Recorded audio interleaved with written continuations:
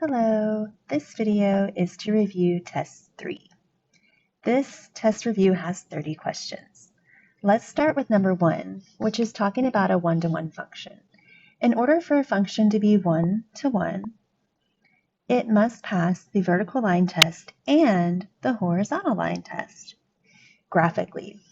And you can see that if I draw horizontal lines through this graph, it's crossing in more than one spot, which means that this is not a one-to-one function. Specifically, for every x value, there can only be one y value, and for every y value, there could only be one x value. Let's take a look at number 2.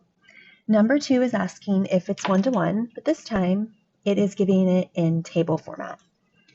And all I need to really do is check my x's and my y's. So for x, I don't have any repeats.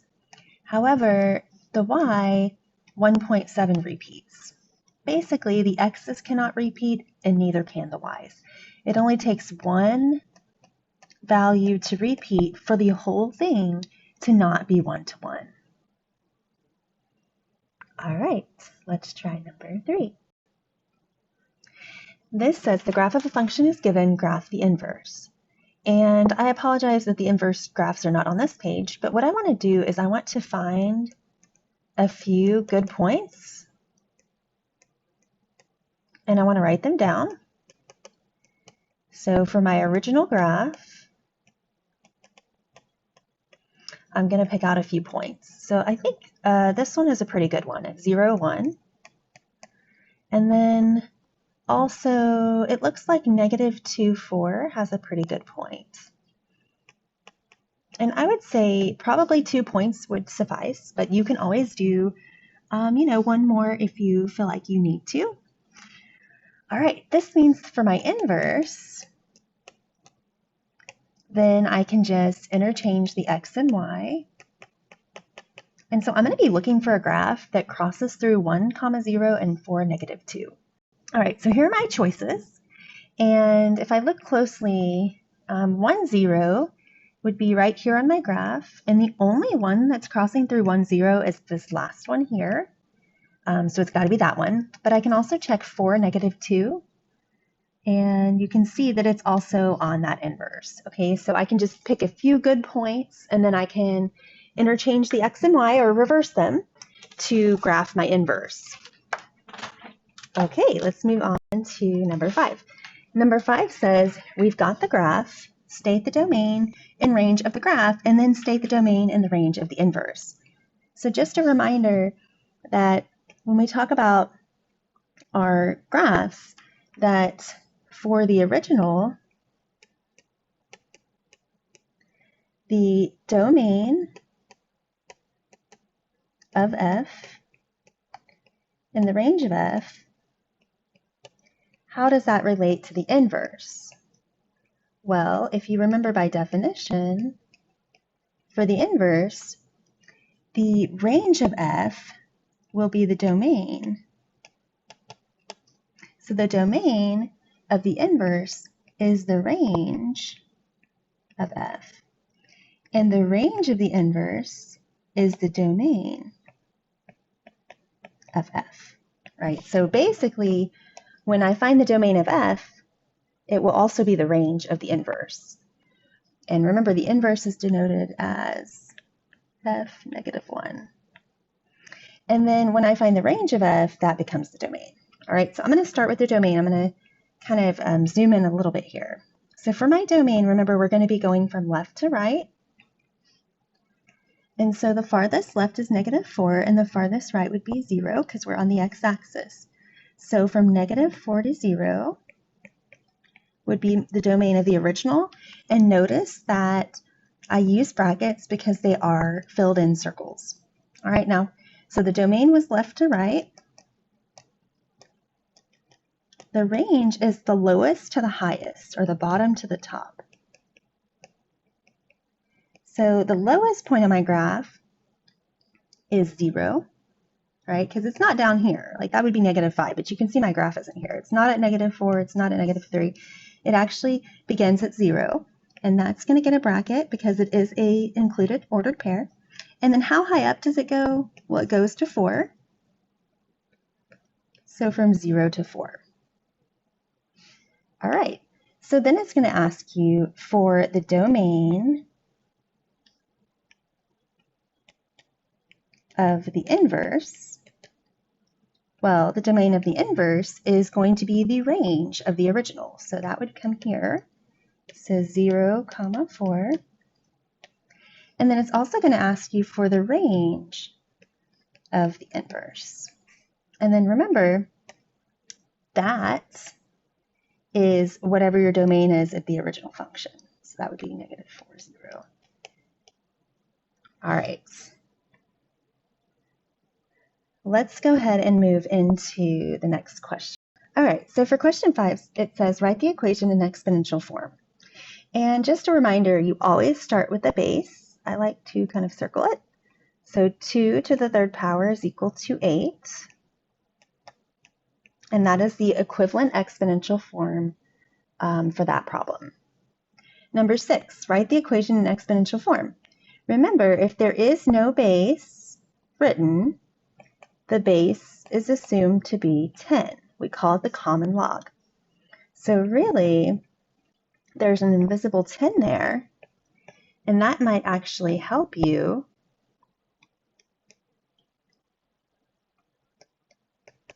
to write it as an exponent, right? So there is no base here. The base is going to be assumed to be 10. So 10 to the -5 is equal to 1 over 100,000. And just a reminder that that also happens with the natural log. So just a reminder that log natural, let's just say a 5 equals m. Okay, so just remember that the base for ln, natural log, is going to be an invisible e. And so this would be e to the m is equal to 5. So recall there are 2 times where that can happen, with the common log base 10, the natural log base e. Okay, let's move on to number 7. We are writing the equation in exponential form. Once again, we start with the base, we go over to the exponent, and it's going to equal that. So a to the c is equal to b. Okay, and then we move into properties. So it says use the product property of logs to write the log as a sum of logs. Then simplify if possible. Assume that all variable expressions represent positive real numbers. All right, so this says the log of 2xy, but really it's the log of 2 times x times y. So if I want to expand this as a sum of logs, it will simply be the log of 2 plus the log of x plus the log of y. And then I just go through and make sure I can't simplify anything. And I can't, because really this says 10 raised to what power is 2, 10 raised to what power is x, 10 raised to what power is y. I can't simplify it, so we would just be done. All right, number 9 is using the quotient property. So now it says to use a quotient property, and it's very similar to the one we just did, but remember this division here implies subtraction. And so I'm going to have the log of m base 13 minus, because of this right here, the log of n base 13. And then I can't reduce either one of these, so I'm done. Let's try number 10. Okay, same idea. We're going to write as the sum or difference of logs, and then we'll simplify if we can. This is 4 times a times b, so I'm going to use addition. So the log of 4 base 5 plus the log of a base 5 plus the log of b base 5. And I just do a quick check. I can't simplify any of those, so I'm done. Okay. Number 11 says, solve the equation, write the solution with exact values, and then also approximate 4 decimal places. All right, so this is 7 to the x equals 60. So I can use the common log change of base, or I can use natural logs. So it's kind of up to you. I think most of us end up using the common logs. And remember, the base always goes on the bottom. So just a reminder, if I have b to the x equals a, That would be the log of A over the log of B, which would also equal the natural log of A over the natural log of B. So I could use either one of these. And so in this case, I'm going to make sure to put the base on the bottom. So remember, the base here is 7, so the base goes on the bottom. And so I'm going to have the log of 60 over the log of 7. And that is going to be my exact solution. You can see there's no decimal there. That's basically what I use and what I type in to get my solution. And so that would be my exact. Then what I will do next is I'll actually plug in that into my calculator. So I'll type in the log of 60 over the log of 7. And I just want to point out that if you're using certain calculators, you're probably going to have to like close your parentheses on the 60. I noticed that some calculators definitely require you to do that. Okay, so I'll give you a moment to please type in the log of 60 over the log of 7. And when you do this, we're going to round 4 decimal places. And so after you round, you're going to end up with about 2.1041. 2.1041 approximately, right? Okay, let's try number 12. So number 12 is a similar problem. This one's a little more challenging though, because I have this 1303 equals 11t plus 8. So 1303 is equal to 11 to the t power plus 8. All right, so I'm going to want to isolate this piece first. All right, I want to get this part by itself. So I'm going to go ahead and subtract 8 from both sides first. And that would give me 1295 equals 11 to the t power. Now I'm ready to use that change of base formula. So I'm going to have the log of 1295 over the log of 11, or you could have the natural log of 1295 over the natural log of 11. Either answer would be considered correct in ALEKS. Okay, so that would be my exact answer. So I'll put that here for you. And then my approximate would be, I type that in, and I get approximately 2.9886. All right, so for this next one, we're getting into solving logs. And we start out with some really good one-to-one property problems. So this is 1 log on the left to 1 log on the right. And that means I'm able to just set this inside part equal to each other and solve. And then remember, we're always going to make sure that we're not allowed to have the log of 0 or the log of a negative number. So no matter what, after we work our problem out, we're always going to plug it back in here and here to make sure that we don't get 0 or negative. Okay, anyways, let's keep going. So I'm going to get, this is a linear equation, so I need to get all my x's on one side. And since I already have a 5x on the right, I'm going to go ahead and subtract 6x from both sides first. And then 5x minus 6x is negative 1x. Bring down a negative 4. And then divide both sides by negative 1. I end up with x equals 4.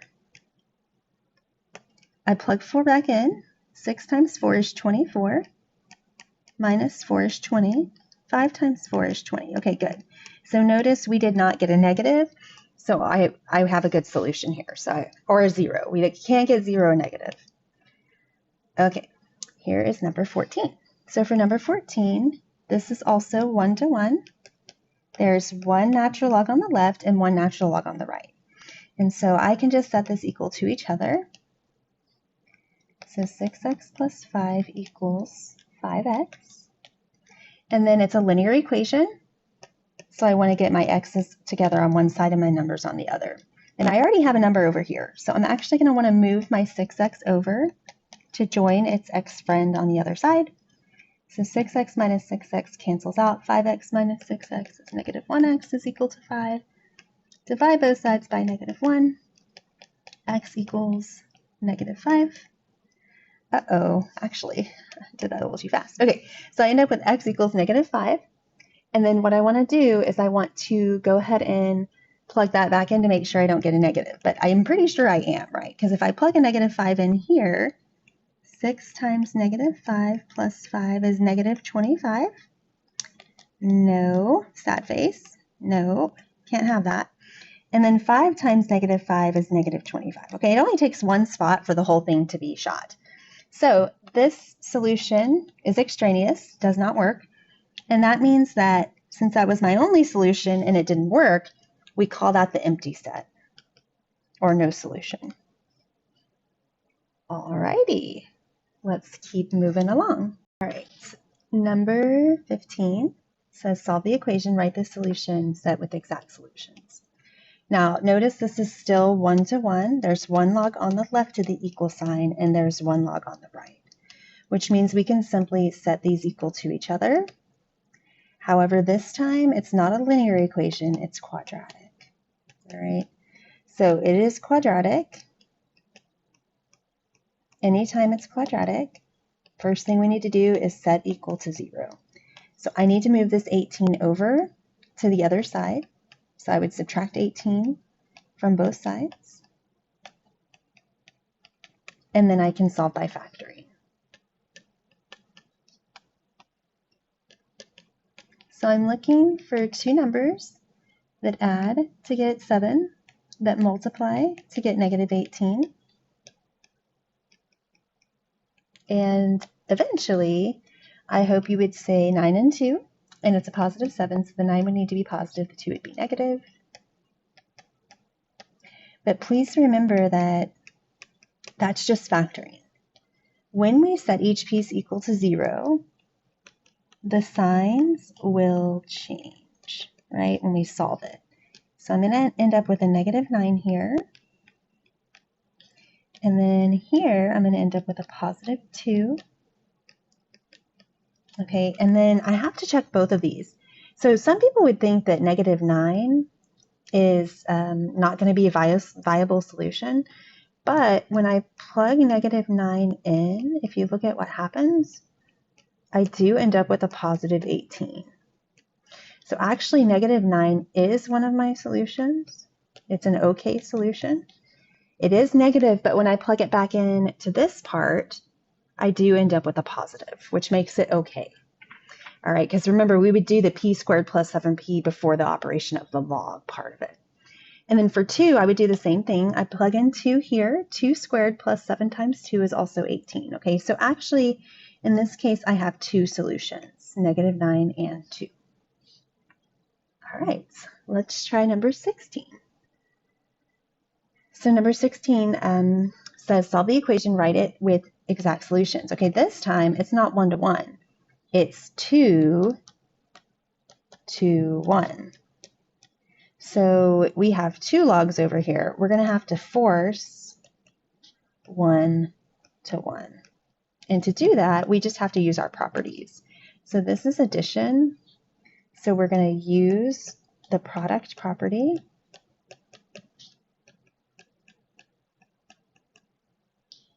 And so this will become the log of x times x minus 10 equals the log of x minus 18. And then now it's 1 to 1, right? It's 1 log to 1 log. So this part and this part, I can go ahead and set equal to each other. And I'm going to go ahead and distribute, I'm going to go ahead and distribute that x there, right? Because that does mean multiplication, all right? So I'm going to go ahead and distribute.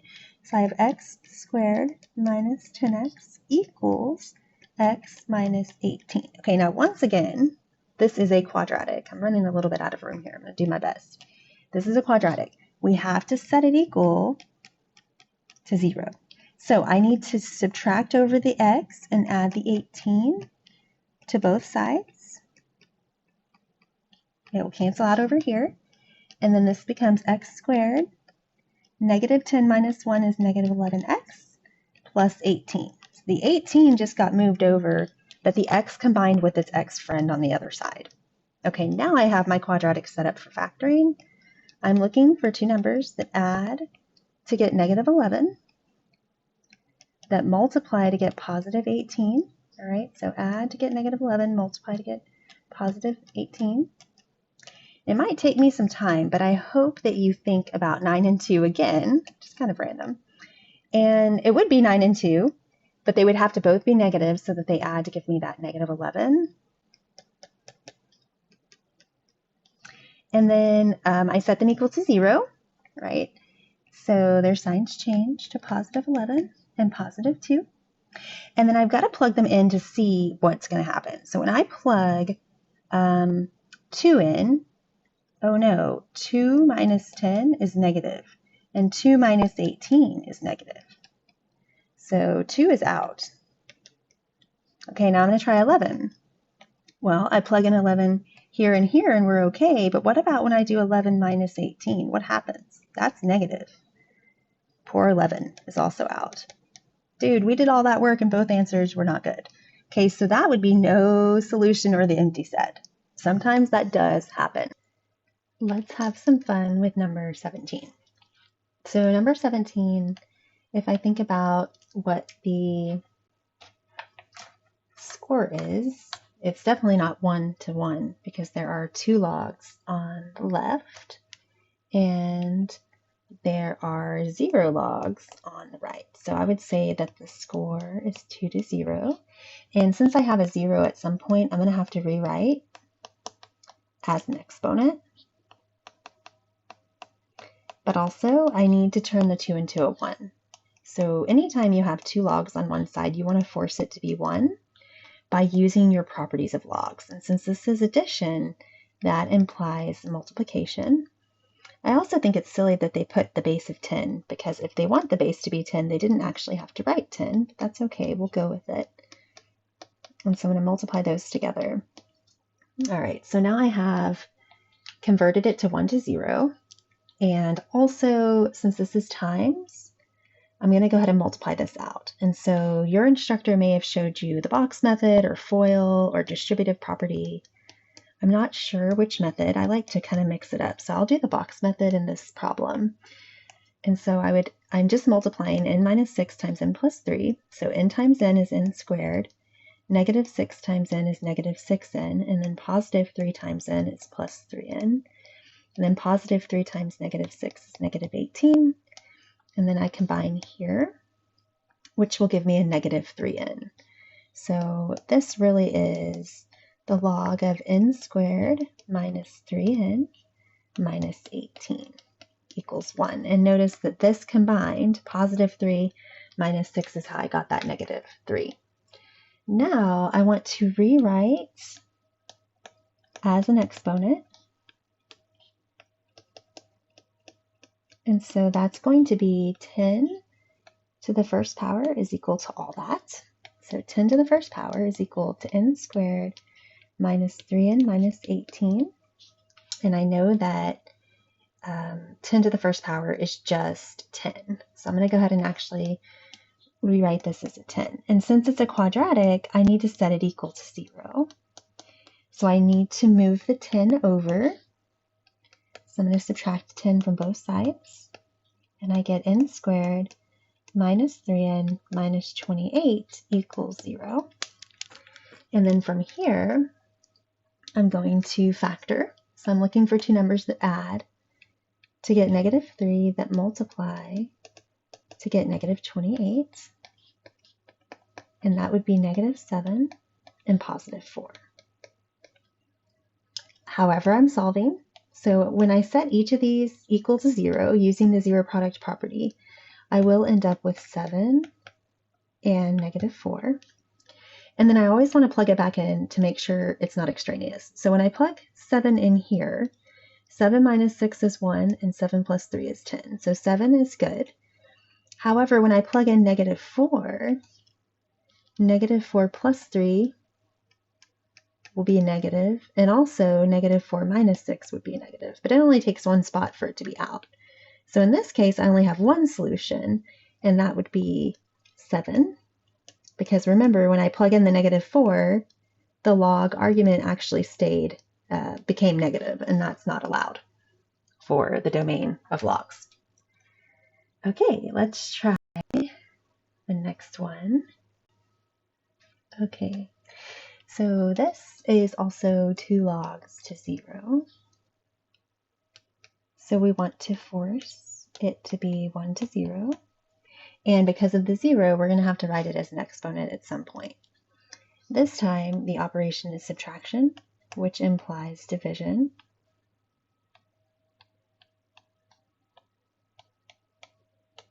So it looks like this. And remember, I chose division because this operation over here is subtraction. I'm going to write it as an exponent. So 3 squared equals all this. So 3 squared equals 7 over q plus 9. And I know that 3 squared is just 9. So 9 equals 7 over q plus 9. And then I'm going to put this over 1, and I'm going to cross multiply to solve. And so that's going to give me 9 times q plus 9 equals 1 times 7, which is just 7. And then I'm going to distribute the 9. So this becomes 9q plus 81 equals 7. I apologize, I'm running a little bit out of room here. I would subtract 81 from both sides. And so I end up with 9q equals 7 minus 81, which is negative 74. And then I divide both sides by 9. And I end up with negative 74 over 9. And then I plug that in to make sure that it's not extraneous. And what happens is when I plug it in here, this becomes positive, the q plus 9. When I add 9 to negative 74 over 9, it is positive. So this answer is just fine. Alrighty, so this next problem, we've got compound interest, and it's got us doing this pretty big table. So I'm going to start with just kind of highlighting some of the important pieces. So it says complete the table to determine the effect of the number of compounding periods when computing interest. Suppose that $16,000 is invested at 3.7% interest for 17 years under the following compounding options. Round answers to the nearest whole number, round answers in the last column to the nearest cent. Okay, so for annually, that would be how many times it's compounded per year. N would equal 1. Quarterly would be 4 times per year. Monthly would be 12. Daily would be 365. And continuously, we use a whole different formula. So just a reminder, for continuous, we'll use PERT. And then for these other ones, we'll use the formula that I'm about to write for you right here. So the amount after time would be equal to P1 plus Rn raised to the nt power. And just a reminder, P is that initial amount that you're investing, which in this case is going to be 16,000. So P is equal to 16,000. The interest rate, R, is going to be 0.037. You always have to get rid of the percent. So I'll do that up here. You can move it 2 to the left, 1, 2, or you can divide by 100 to get rid of that percent. But either way, you get 0.037 for R. And then T is equal to 17. And then what's going to be changing for each of these problems, of course, is our N value. All right. So what I'll do is I'll show the equation for a few of these, and I won't be able to show it for all because I'm going to run out of space. So I'll do annually and I'll do monthly. I'll let you do the other ones. And then of course I'll do continuously because that's a whole different formula. So I'm going to be showing you what I would type in to my calculator, plugging in these different values. So for annually, I would have 16,000, 1 plus 0.037 over 1 raised to the 1 times 17. Okay, monthly, I'll do this in blue, I would have a similar equation, but since it's monthly, I'm going to have my N equal 12. And so I'm going to have 16,000 parentheses 1 plus 0.037 over 12 raised to the 12 times 17, not 12.17. And then for continuously, I'm going to use PERT. So I would have 16,000 e raised to the 0.037 times 17. All right, from there, I would be using a calculator. So what I'm going to do is I'm going to calculate this and I'm going to write the results for you. All right, so here are the results. So for 1, I would have $29,672.82. For monthly, I would have $29,982.71. And then for continuously, I would have $30,011.74.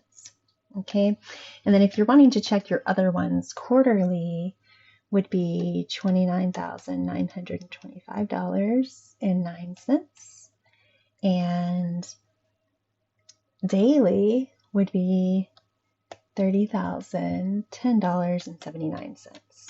All right, and of course these would go in the table as well. Okay, let's move on to the next question. So one thing we need to know is how the domain and range are affected when they're inverses. So the domain of a one-to-one function is the same as the range of its inverse. The range of a one-to-one function is the same as the domain of its inverse. Okay. Now we're going to graph the function g of x is equal to 2 to the x power. And a lot of times they're going to have you do your horizontal asymptote first, which would be at y equals 0. And then you're going to choose 2 points. And it'll allow you to connect to your ordered pairs by choosing the exponential function. All right, so I might make a little table for x and g of x, and then for my ordered pair. So if I plug in, I'll plug in 0 and 1. If I plug in 0, 2 to the 0 power would be 1. And so that would just be 2 to the 0 power. And then 2 to the first power would be 2. So that would be 1, 2. So I would have an ordered pair at 0, 1, as well as 1, 2. And I guess I could put in maybe just a few more. So if I plugged in 3, 2 to the third power is 8. So that would be at 3, 8. And if I plugged in a 4, that would be at 2, 16. So this is about what my curve looks like. So there we go, exponential growth. All right, and then it's going to ask you for the domain and the range. So for my domain, it is not limited. It's going all the way to the left and all the way to the right. It's the set of all real numbers, which we can write as negative infinity to infinity. My range, however, is limited because we can't include 0. So it gets infinitely closer to 0, which is why we use parentheses. And then it goes all the way up to infinity. Okay. Now 22 says, write the log as the sum or difference of logs, simplify if possible. Okay, so I am going to use the fact that this is the quotient property, which quotient or division implies subtraction. And then also we just want to remember that our exponents can go towards the front of the log. So this would be written as 3 log of x base 5 minus, notice it's a minus because of division, the log of y base 5 minus, again, 4 log of z base 5. All right, let's try number 23, which is doing the opposite. We're going to write it as a single log. So I am going to write the word log, base 6. The 9 is going to go back on the exponent. And since it's addition, that implies multiplication. So I would have the log of x to the 9th y. And I kind of wrote that. I was guessing I was trying to prepare in case it was a fraction, but it's not. And so it's just the log of x to the 9th y base 6. 24. We have 2 to the 3w plus 1 equals 16. And when I have these exponents, I'm going to either use the change of base formula or I want to rewrite this in base 2. So 16 is equivalent to 2 to the 4th power. I'm going to replace that with 2 to the 4th. And then I can set my exponents equal to each other. So 3w plus 1 equals 4. Then I'll subtract 1 from both sides. Divide both sides by 3. And w is equal to 1. Okay. Number 25, I cannot change the base to 7 for 52. So I will use the change of base formula. And just remember that the base goes on the bottom. And so I would have the log of 52 over the log of 7, which is equivalent to the natural log of 52 over the natural log of 7. I could use either one. So I could do the exact solution is, and I could use either one of those. And then r is approximately 2.0305. All right, number 26 is solving with one-to-one again. So we've seen this type of problem before. I think we're just getting a little more practice as we prepare for our test. So since it's one-to-one, I can just set these equal to each other. And then I would just add 5x to both sides since I'm trying to get all my x's together. So 10x is equal to 10, divide both sides by 10, x is equal to 1. Plug 1 back in, and we end up with just 5, which is good. We did not get a negative, so we're good there. Okay, 27 is very similar. It is one-to-one. So I'm just going to set these two parts equal to each other. And then I would collect my x's on one side.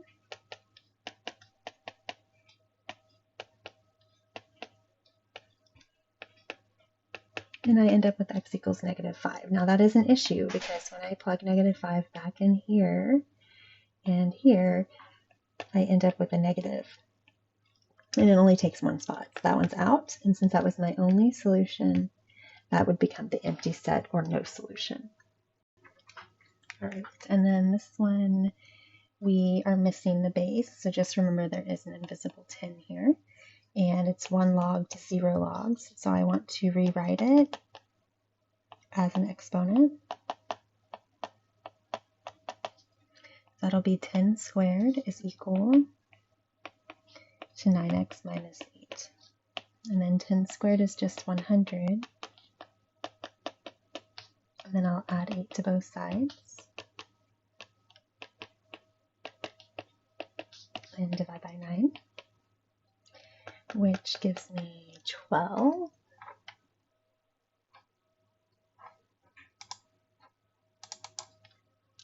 And I can plug 12 back in to make sure I don't get a negative there, which I do not. I end up getting 100. Okay, cool. All right, so 29 and 30 are the same, so I'm probably just going to do number 29. But basically, it gives you this explanation of how we find the pH of different substances. And so we're going to use the negative log of hydrogen ion concentration. And then it also gives you the table. And you should see this before on your homework.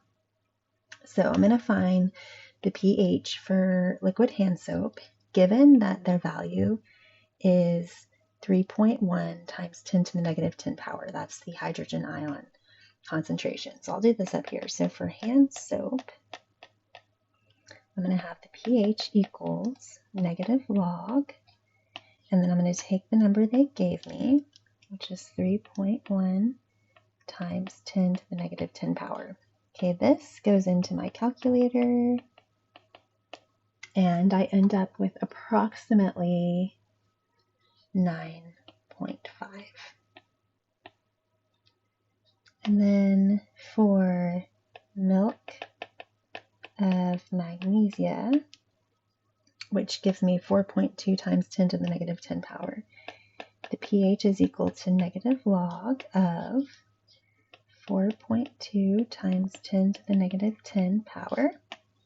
That goes into my calculator, and I end up with approximately 9.4.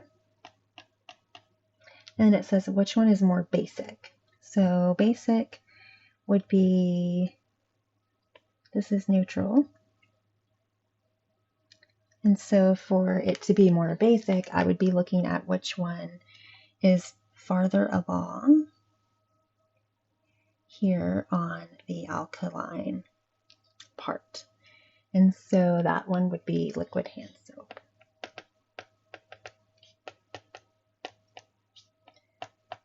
So it's either going to ask you which one is more acidic or which one is more basic. Acidic, of course, would be going this direction. Basic would be going that direction. And the key here is that for alkaline, they also call it basic in this problem. All right, I hope this helps you, and I hope you have a great day. Bye.